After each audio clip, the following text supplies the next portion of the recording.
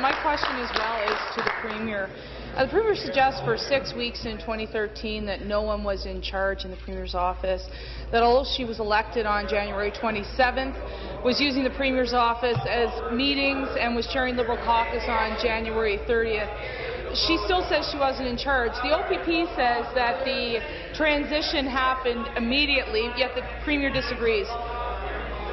What I find interesting is that one of the alleged hard drives that was wiped was a staff member of the current Premier, and the Premier must understand how this looks. So I'm asking her, can the Premier tell us how Brianna Ames's computer came to be wiped on February 6th if she did not work in the Premier's office until after February 11th?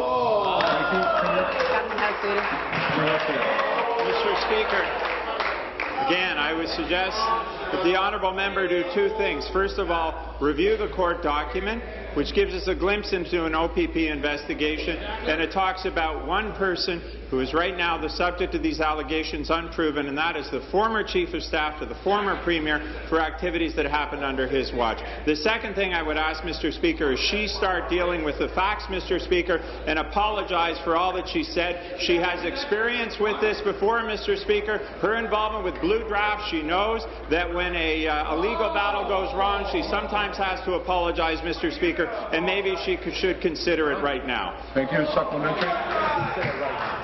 I won't apologize for asking the tough questions to get to the bottom of this scandal, and you better be understanding. Why would Brianna Ames's hard drive be deleted prior to joining the Premier's office? I'll give a quick answer. It wouldn't have been. The Premier chooses to believe that she was not Premier until February 11th. So let's go with that for a moment. She would have hired Brianna Ames between February 11th and March 8th if that is the case.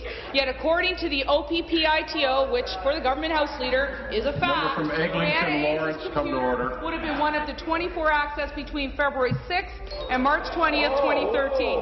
That means the computer was wiped. It would have taken place after the so-called delayed premiership. So will the Premier, will the government House Leader stop playing games, tell us the truth, and get to the bottom of this scandal right now, or call a judicial inquiry like my leader would?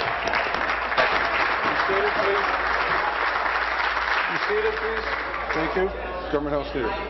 Mr. Speaker, again, it is clear the OPP are interested in one individual, the former Chief of Staff, the former Premier, for events that happened under his watch. But just to remind the member, let me quote the operators of www.bluedraft.com. The member for Nepean Carleton, Ms. Lisa MacLeod, and Chris Fraga would like to sincerely apologize to Maureen Murphy-Macon and Rick Morgan for wrongfully implicating them in an erroneous story in January 2004.